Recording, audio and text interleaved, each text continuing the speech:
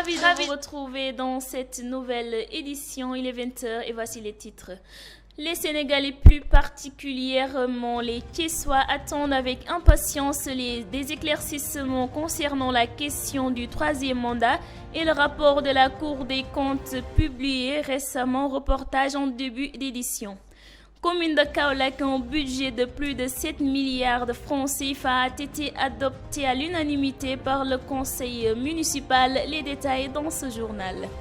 À la une également, les membres du mouvement Suqali Dramé Escale ont étalé les maux dont souffre cette commune. Ainsi, ils interpellent l'État du Sénégal. Vous aurez également la rubrique de la rédaction. Le saviez-vous, l'actualité internationale mettra un terme à ce journal. C'est la fin du titre. Restez avec nous. Le développement, c'est dans quelques instants. mbokk yi jërë ngeen jëf daleen ak jàmm ci xibaaru marax yi lay ñu jukki leen li ci gën a fës fanweeri fan ak benn ci weeru décembre atum ñaari junni ñaar fukk ak ñaar njeexantelu atum moomile njiitu réew mi président Macky Sall fas yéene yëkkati ay kàddu yu mel nag askan wi ñu ngi xaar ngir mu yëy yàbbi ci lu soxal ñetteelu mandat ci atum 2024 ak li nga xam ne moo tukkee ci rapport bu Cour des comptes daañu ci ànd ak Abdoulaye Ndiaye ci ab reportage foofee ca diwaanu Kaolack jaraaf ba di Serigne Boub daal dinay nag fësal budget bi nga xam ne daanaka conseil voté nañ ko mu toll nag ci juróom-ñaari milliards Fallou Galassila moom lañ ci fas yéene àndal ci biir xibaar yi la assemblée générale de massification bu membre bu mouvement Suqali Dramé Escale daal dinañuy fësal nag jafe-jafe yi nga xam ne ñu ngi koy dund foofee ci seen gox mu jëm nag ci yenn ci wàllu infrastructure ak ñàkkum ndox di seen rubrique dinañ leen ko xamale la ñuy jeexalee xibaar yi lii moo di ponk yi su ngeen taaxirloo tuuti ñu dikk ak yéen ci faram-fàcce yi.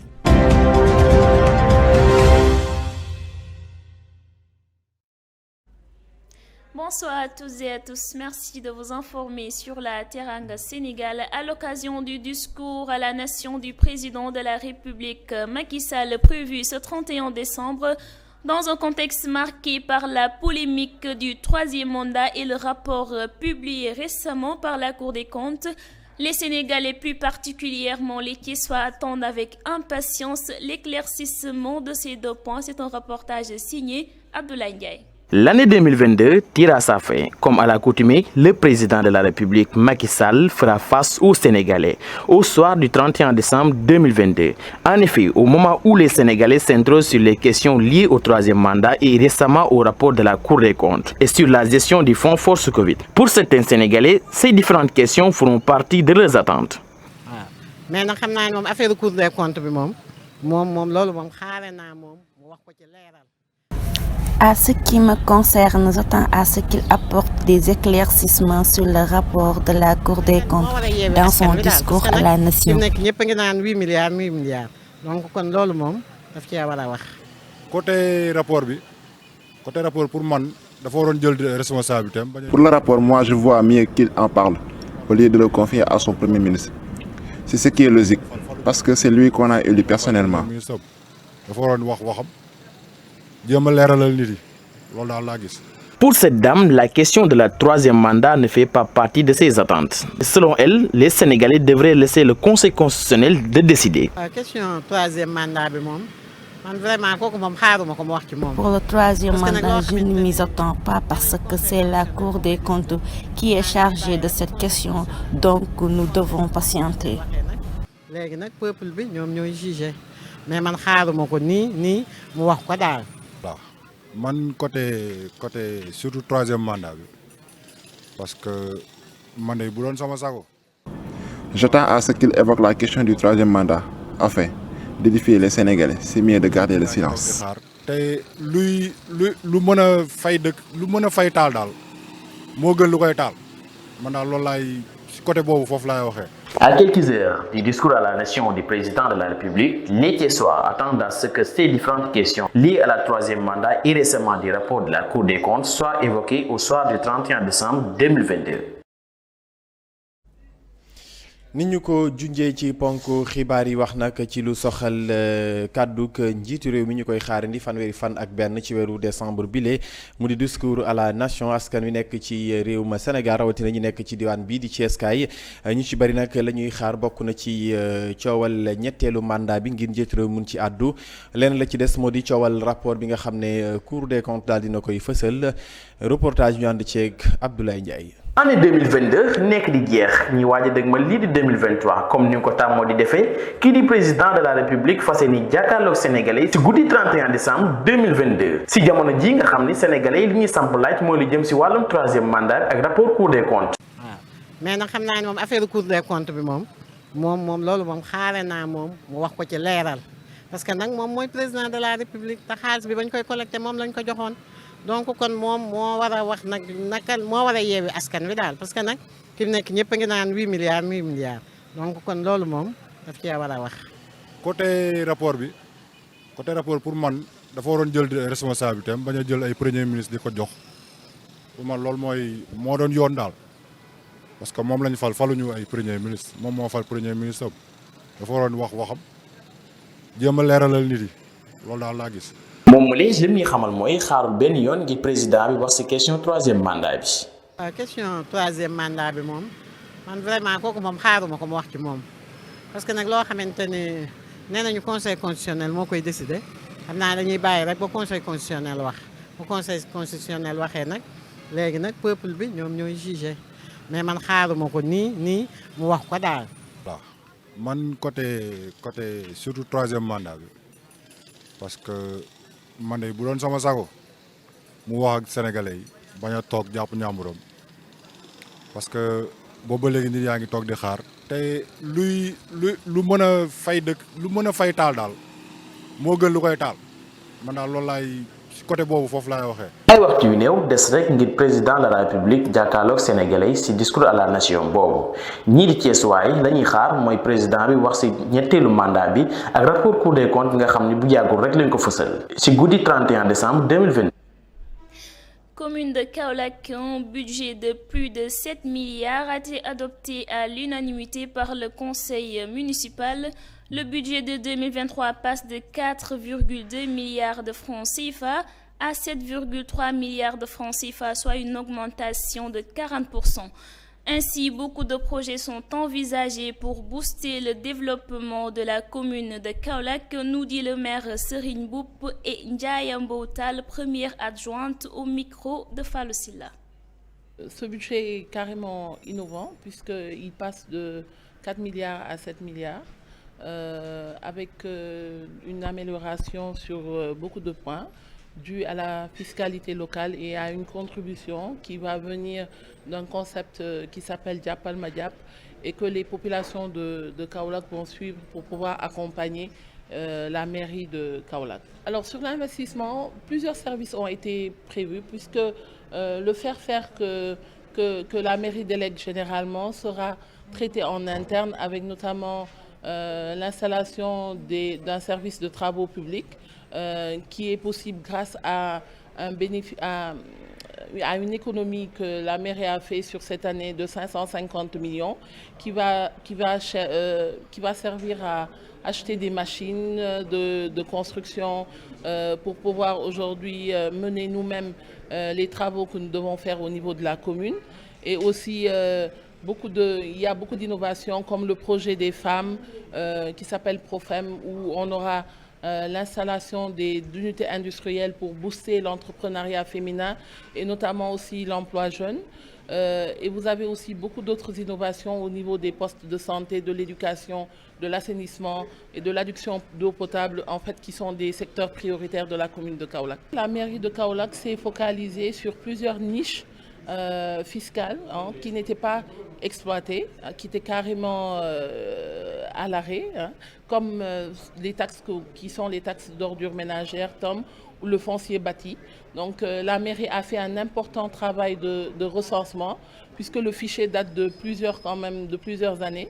Et donc cette mise à jour nous a permis aujourd'hui de passer de 4 milliards à 7 milliards. Mais il faut savoir que selon les estimations, on était très loin des 7 milliards et nous avons préféré aujourd'hui prendre le sens de la mesure et puis un peu plus de prudence pour nous arrêter à 7 millions en vue de réaliser complètement ce budget dans l'année 2023.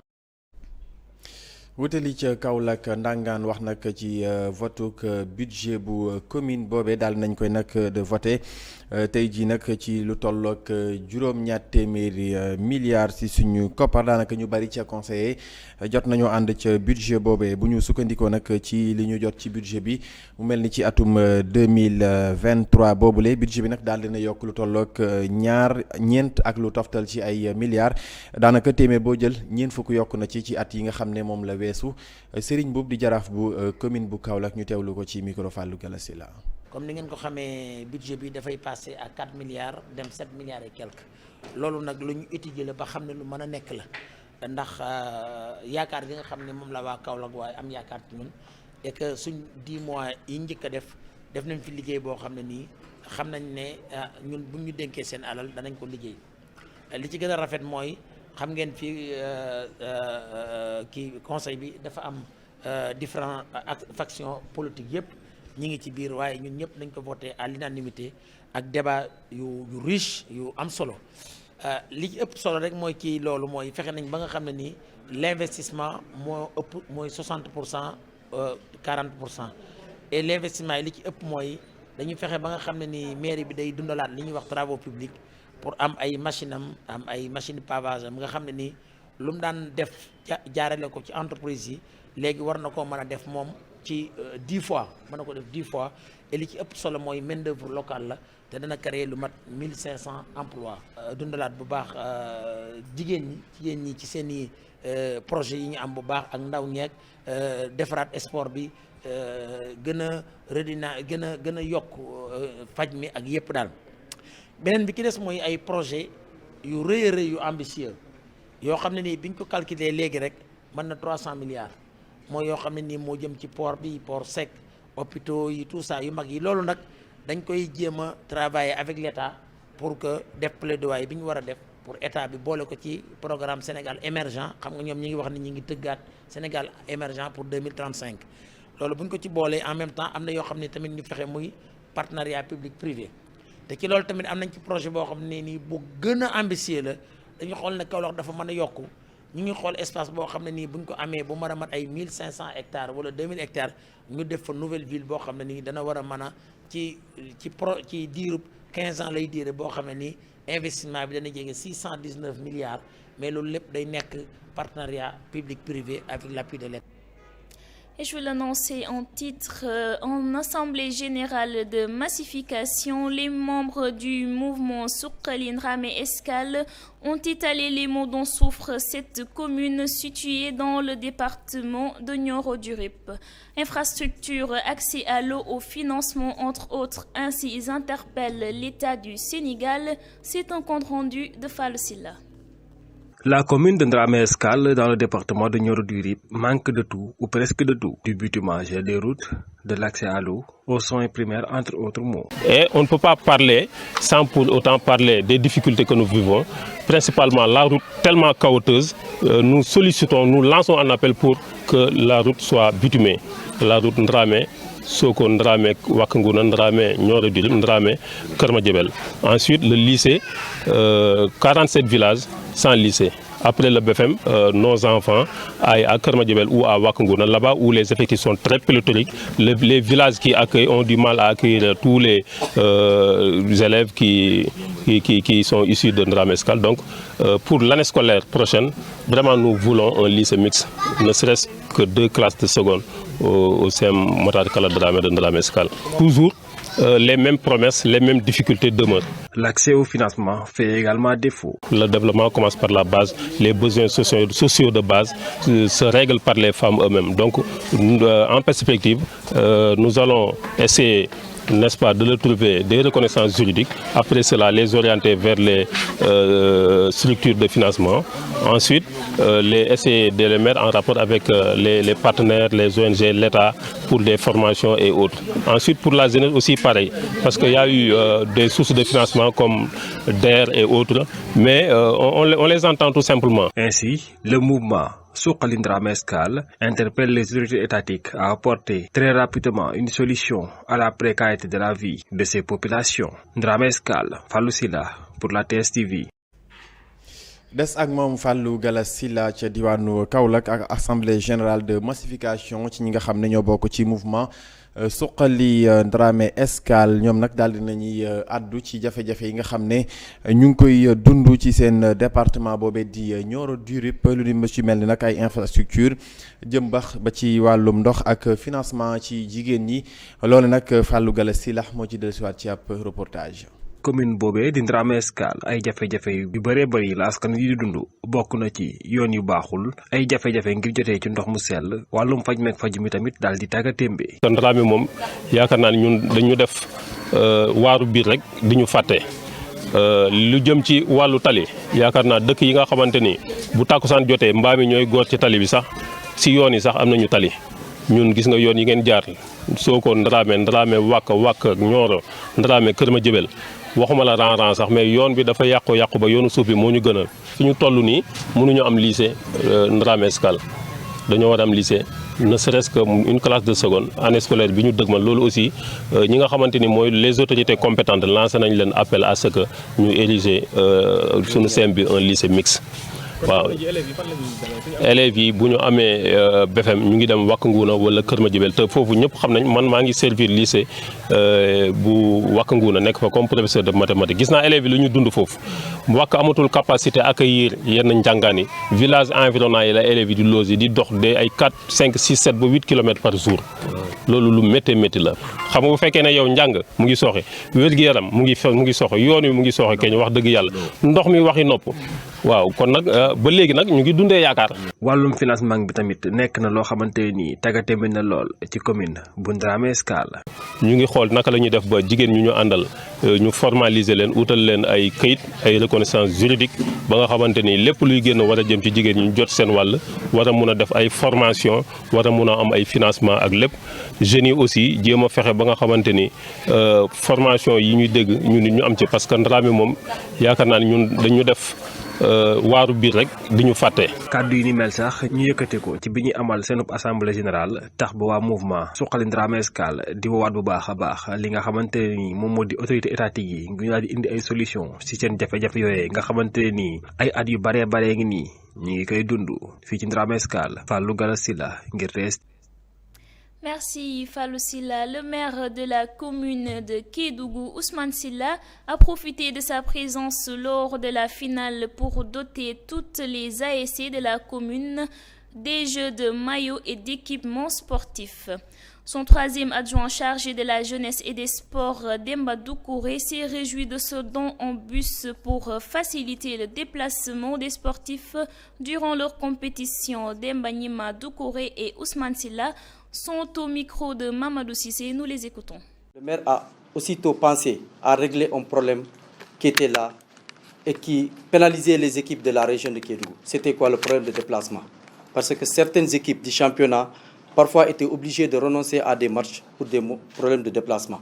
Ce problème a été réglé par l'acquisition d'un bus flambant neuf grâce au maire M. Ousmane Silla qui est là. La deuxième chose par rapport au mouvement navétane, c'est la hausse des subventions allouées aux ASC. Et pas seulement aux ASC du mouvement navétane. Cette subvention a été élargie à tous les mouvements sportifs de la commune de Kédougou. Que ce soit le handball, que ce soit le basketball, tous les sports. Donc pour vous dire que la vision du maire est non seulement régionale, mais aussi elle est globale. Parce que quand on regarde ce qui est sur la table aujourd'hui, on sent nettement son engagement pour cette jeunesse et pour le sport. Donc on ne fera que lui souhaiter encore bon vent et que Dieu lui donne les forces et les moyens de satisfaire toute la population de Kédougou. Merci à vous. Mesdames et messieurs, vraiment merci beaucoup. Merci pour cette, en tout cas, je pourrais dire, l'accueil par rapport à la présence de tous les journalistes ici présents, la presse locale et nationale. Je remercie toutes les associations qui sont ici présentes. Je remercie surtout le président de l'ODECAD, qui a vraiment un jeune de Kédougou, qui s'active énormément et qui défend la jeunesse de Kédougou. Je remercie toute l'équipe municipale, que ce soit vraiment les commissions, la commission qui s'occupe du sport et de la jeunesse. Et je remercie la jeunesse de Kédougou. Je pense qu'aujourd'hui, c'est un moment pour nous de nous retrouver entre jeunes avec la jeunesse kédougoue pour célébrer encore le sport. Parce que nous savons que le sport, c'est un pilier important dans l'éducation de nos enfants. Et il faut qu'on s'active là-dedans. Et c'est pour cela, en tant que maire de la commune de Kédougou, je me suis dit qu'il est tout à fait nécessaire, étant issu de cette jeunesse, de faire le maximum pour accompagner cette jeunesse. Sachez que ce n'est qu'un début, nous voulons aller au-delà de ça. La jeunesse de Kédougou, c'est une jeunesse compétente, rigoureuse et travailleuse. Nous savons que nous pouvons être l'une des meilleures jeunesses du Sénégal. Et nous allons nous donner les moyens, Inch'Allah, pour compétir au plus haut niveau. Et on ne va pas parler simplement par rapport à une Coupe du Maire, mais nous allons parler également des infrastructures que nous allons accompagner. Nous allons demander à ce que l'État nous accompagne dans ce sens-là, et même la Fédération sénégalaise de football, mais aussi bien toutes les autres fédérations. Nous allons travailler en étroite collaboration pour accompagner cette jeunesse, pas simplement la jeunesse de la commune de Kédougou, mais la jeunesse de la région de Kédougou. Et nous allons aller dans ce sens-là. Je pense que c'est notre devoir en tant qu'élu local, c'est notre devoir en tant que jeune et c'est notre devoir en tant que fils de Kédougou de faire le maximum pour que cette jeunesse se retrouve.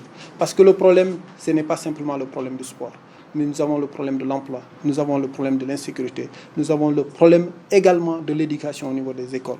Et tout cela, nous allons mettre les moyens nécessaires, accompagner cette jeunesse. Mais aujourd'hui, c'est une fête pour nous, c'est une occasion pour célébrer. Et j'appelle à toutes les équipes, que ce soit, parce qu'il n'y aura pas de perdants, il n'y aura que des gagnants. Parce que c'est la jeunesse de Kédougou qui gagnera. Et je suis persuadé que ce que j'ai senti, ce que j'ai ressenti à travers cette salle, je peux dire que je suis déjà très content de sentir cette dynamique. En tout cas, vraiment, merci beaucoup. mbokk yi ñu àddu ci leneen ca diwaanu Kédougou ak jaraaf ba di Ousmane Sylla daal di nag jagleel ASC yi nekk ca commune bi ay jeux de maillot ak équipement sportif bu ñu sukkandikoo ci 3e adjoint bu mairie ba daal dinay rafetlu nag li nga xam ne moo di taxawaay bi nga xam ne seen jaraaf boobu la di Ousmane Sylla daal dina koy amal ci diwaan ba mu yëkkati ay kàddu daal di koy dënk Mamadou Cissé. tey lu ñu fi dajale mooy remise matériel bi nga xamante ni maire Ousmane Sylla moo ko indil pour jeunesse sportive bu Kédougou bi donc lu ñu seetlu mooy Ousmane Sylla bu mu ñëwee ci mairie bi première préoccupation jeunesse bi la réglé mooy lan mooy problème de déplacement. parce que comme ASC yu bëri Kédougou fii dañu doon am problème pour dem football yi wala dem def yeneen activité sportive hors de Kédougou dañu doon annuler seen match yi di ci jël ay forfait di ci jël ay pénalité bu mu ñëwee mu gis loolu mu ne c'est pas normal il faut qu'on crée les conditions pour mettre les jeunes et les sportifs dans les meilleures conditions. si boobu la jënd bus bu bees pour jeunesse sportive de la région de Kédougou parce que moom nee na sa vision elle est régionale maanaam du commune Kédougou kese ça prend toute la région de Kédougou en charge. après boobu la ñëwaat subvention ASC yi bu mu ñëwee ñu xool luñ ASC lu ñu doon jot ci subvention dafa néew trop ñëpp xam nañ fii on est des sportifs on est dans le mouvement xam nañ lu ñu doon jot ça ne pouvait même pas régler 2 ou 3 regroupements ñu jël enveloppe subvention ASC yi def ko yëkkati ko bu baax a baax pour ASC yëpp mën si gis seen bopp. tey mooy suñu coupe bu nga xam ne ni jeunesse Kédougou bi jaral na ma ko loolu moo tax ñu def lii yëpp mais ñu xam ne ni rek lii nii vraiment lu tuuti la si man parce que jeunesse Kédougou bi jox na ma lépp ñoo ma teg si mairie commune Kédougou donc tey man tamit lu mu mënta def dinaa fa taxaw jàppale leen wol na ni que vraiment maire commune Kédougou dina leen jàppale mais du commune Kédougou rek mais région Kédougou yëpp. ginnaaw loolu il faut que ñu taxaw su nga xam ne ni mooy infrastructure yi te ñu ngi si liggéey te stade bi dinañ ko def terrain synthétique dinañ am ay terrain handball ay terrain basket incha allah donc si yooyu yëpp dañ siy taxaw pour jàppale jeunesse Kédougou mais jeunesse Kédougou du sport rek parce que sport yi bëri nañ mais du sport rek mais liggéey bi tamit war nañ leen jàppale te association yi il faut que ñu jàppale leen parce que tey formation lañ leen war a jàppale ginnaaw loolu tamit ñun nekk ñu nga xam ne ni ñoom ñooy mën a compétir au niveau national parce que gëm naa ni jeunesse Kédougou bu nga xam ne ni jafe-jafe yu ñuy jànkonteel fii mun nañu nekk jeunesse bu gën a taxaw ci Sénégal mun nañ ko xam nañ ko te incha allah dinañ ci taxaw pour ñu nga xam ne ni ay jeunesse Kédougou dinañu nekk ci équipe nationale di jouer te wane ni Kédougou vraiment macha allah donc maa ngi gërëm ñëpp di leen di sant di leen di gërëm di leen di nee daal kii fête la il faut que ñun ñëpp amul benn perdant amul benn gagnant ñun ñëpp ay gagné te vraiment kontaan naa loolu.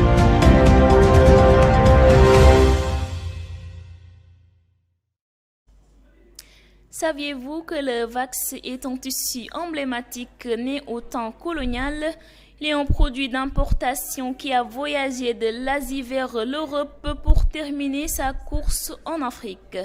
Pour plus de détails, prêtons une oreille attentive à ce récit de Raquinas. Le wax est un tissu d'origine hollandaise et non africaine. Il tient de ses origines un peu plus loin que ce qu'on le croit. Faut-il donc considérer le wax comme un tissu africain? Il porte également les noms tissu africain et pagne. Son nom wax signifie cire en anglais. Le wax tire en réalité ses origines bien loin de l'Afrique. Il est inspiré du batik qui est un type de tissu produit en Asie et semble particulier sur l'île du Java en Indonésie. Importé au 19e siècle par les Anglais et les Hollandais, la production est d'abord faite à la main. Les Javanais utilisaient la cire pour dessiner des motifs avant de peindre le tissu. Cette technique consiste à recouvrir le motif négatif avec de la cire et cette cire est enlevée à l'eau chaude, laissant apparaître les dessins. En effet, les motifs du batik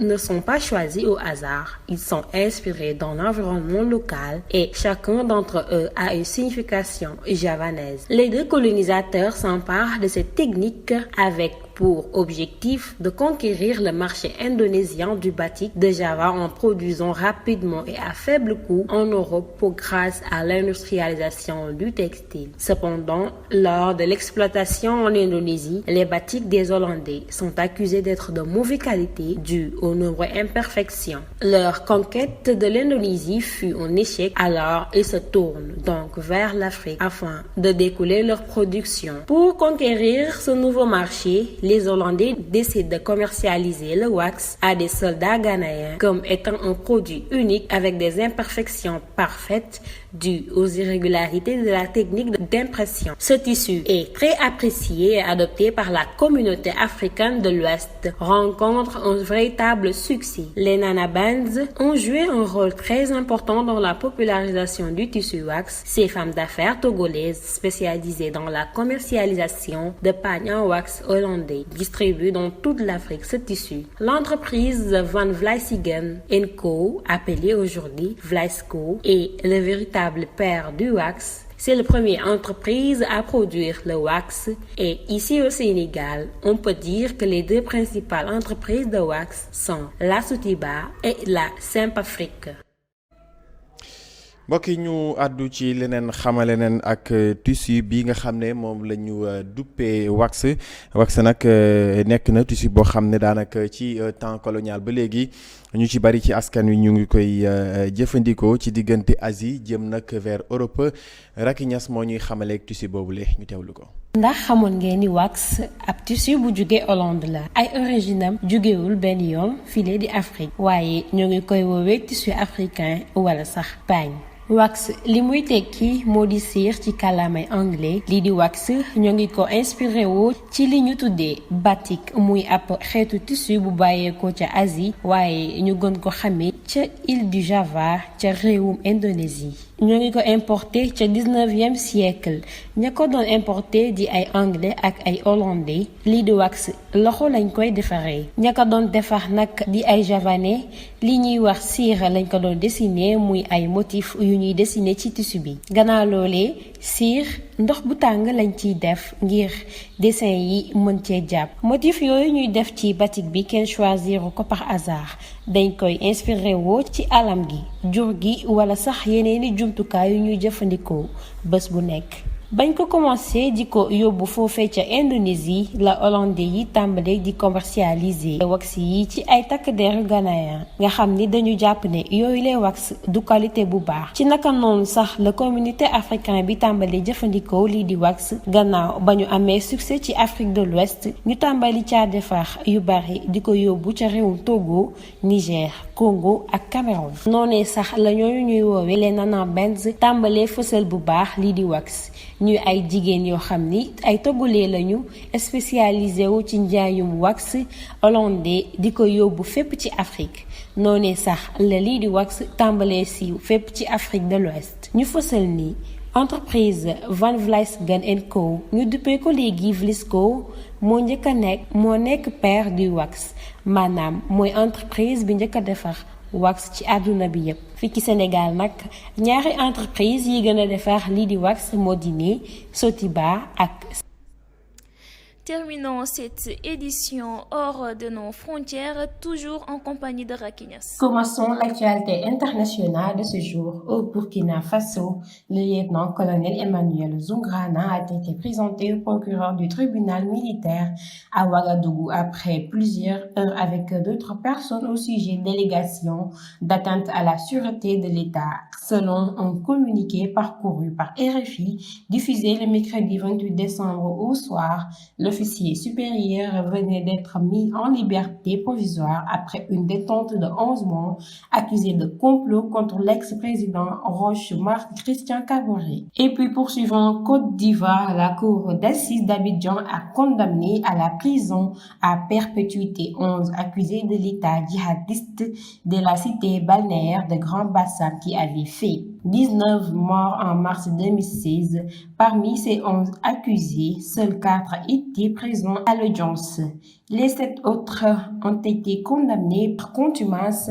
La justice ivoirienne a également prononcé cet acquittement. La défense a annoncé vouloir faire appel. Et puis terminons en Afrique du Sud après une accalmie pour Noël. Les coupures de courant ont repris de plus belle en cette fête de fin d'année en cause des centrales à charbon vieillissantes qui tombent régulièrement en panne, faute de bonne gestion ces dernières années. Et ces coupures ont des conséquences directes sur l'économie et la croissance alors que le pays se remettait tout juste de la crise sanitaire. C'en est tout pour l'actualité internationale de ce jour. mu ngoog mbokk yi ñu jeexalee xibaaru ngoon si la gën a fës ci xibaaru biti réew ànd ceeg Racky Niass. ñu dooree xibaar yi ñeel biti réew ak réewum Burkina Faso ki di lieutenant colonel di wuyu ci turu Emmanuel Zoungara teewoon na ca procureur tribunal militaire foofee ca Ouagadougou lu toll ci ay waxtu ak yeneeni nit ci mbiru allégation d'atteinte à la sûreté bu état ba loole nag ndiki àllarba yemoo woon ak ñaar fukki fan ak juróom-ñett ca la amoon moomee di officier supérieur ba daal di nañ ko jox liberté provisoire gannaaw ab détente bu toll ci fukki weer ak benn nga xam ni complot lañ ko jiiñoon ci ka fa nekkoon njiitu réew ma di wuyu ci turu Roch-Marc Christian Kaboré. ñu wéyal xibaar yi ñeel biti réew ak réewum Côte d'Ivoire foofee nag cour d'assises ba ca Abidjan daal dina tëj kaso à perpétuité fukk ak benn nit ya ñu jiiñ ne ñoo defoon attentat jihadiste ya ca cité balnéaire bu Grand Bassam nga xam ni amoon na fukk ak juróom-ñetti nit yu ca ñàkkoon seen bakkan ci weeru mars atum 2016 ci biir fukk ak benn nit ya ñu teg loxo ñeent kase ñoo ca teew ca audience ba juróom-ñaar ya contumace lañ leen condamné justice ivoirienne ba nag wax na it ci mbiru juróom-ñaari acquittement ya ñu jeexalee xibaar yi ñeel biti réew ak Afrique du Sud gannaaw accalmie bu feetu Noël bi ay coupure courant nag moo leen sonal ci njeexitalu at mi ay centrale nga xam ni këriñ lay jël day paan ndax gestion bu taggatémbe ci at yi ñu génn yooyu les coupure courant nag am na ay njeexital ci dëkk ba waaye it koom-koom réew ma dina daal di taggatémbe te foofee ca Afrique du Sud nag nga xam ni ci crise sanitaire la ñuy doxee génn mbokk yi li moo nekkoon seen xibaar bi ci réew yi jërë ngeen jëf. Merci Racky Niass, c'est ce qui met fin à ce rendez-vous d'information. Merci de l'avoir suivi. Restez fidèles aux autres programmes de la TSTV. Bonsoir. jërë ngeen jëf mbokk yi lii moo fi gënoon a fës ci xibaaru marax yi lay jox leen dig daje ëllëg si suñu yeneenu jotaayu xibaar jërë ngeen jëf.